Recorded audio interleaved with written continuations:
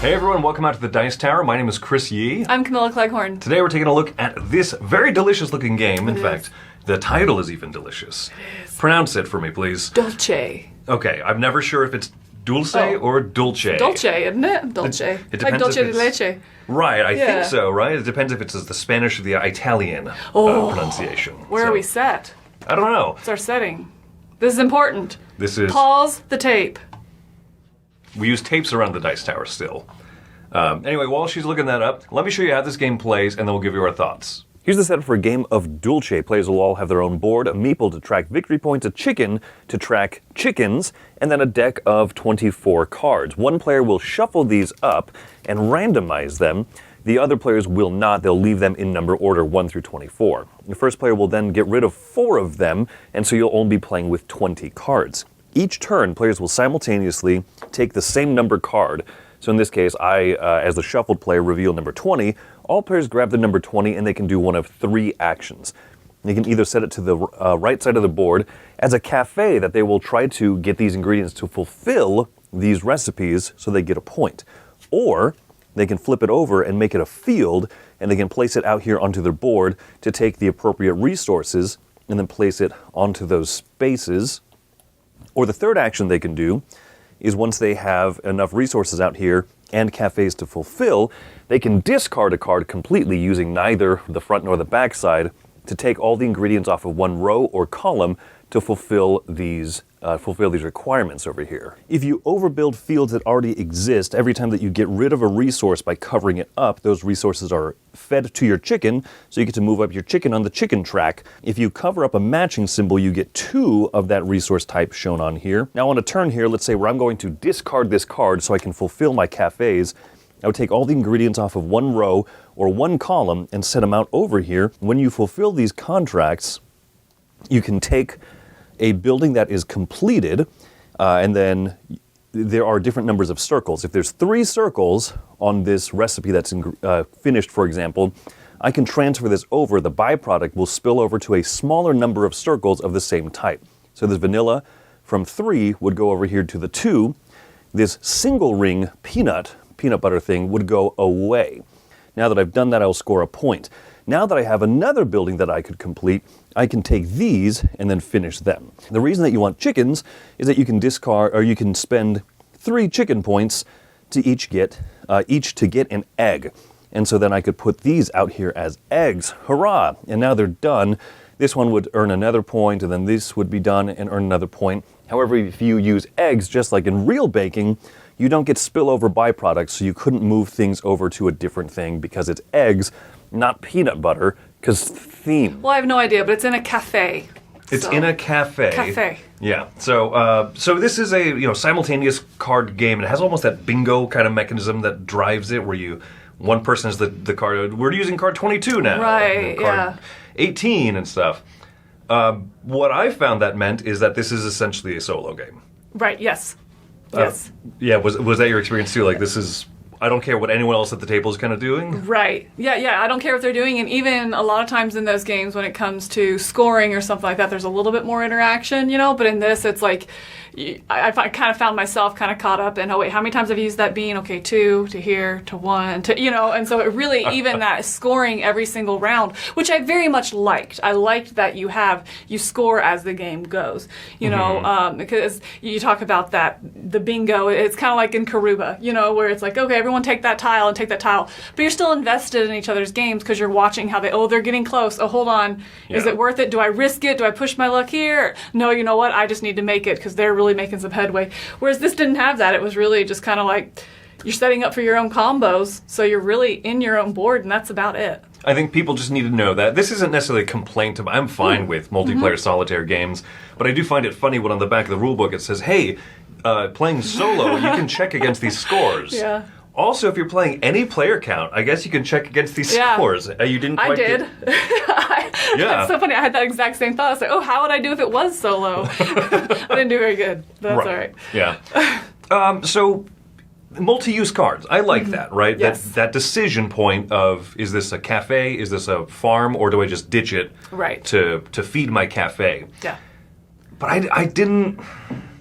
Maybe it's just that the overall framework of this game, there's not enough going on to even make the multi-use cards feel too exciting. I don't know if that was my thought on it. There's not a lot of excitement. Right. I think my big beef with it is I like multi-use cards. That's one, multi-use cards, multi-use dice, things like that. I really like that mechanism. In this, I felt it was kind of flat, and I always knew what I needed. I need to harvest this time, so it really doesn't matter what cafe is going to be on that card that we draw. I need to harvest. Or I'm looking for this specific to plant in my field. So if that comes up, I'm definitely doing that. It didn't feel like much decision to me. There was no tough decision. Ooh, do I do this or do I do that? It's like, hey, I need this. I'm harvesting. It doesn't matter what's on the card.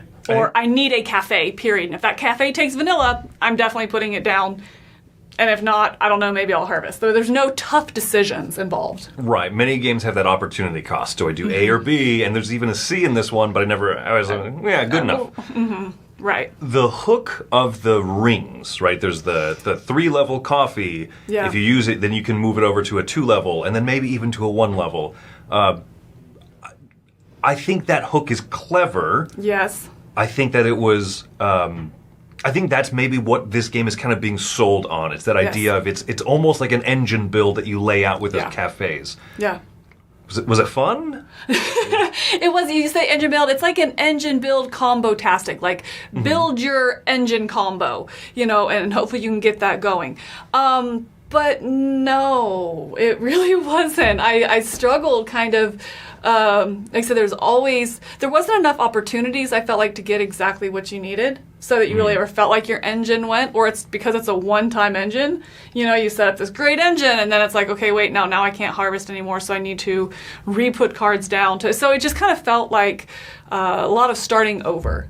And like, yes. do I go ahead and do it now because at least I get half the engine, and then maybe I can rebuild because we're pushing towards end game. So it did feel a little monotonous, I think, and unsatisfying is how I found it.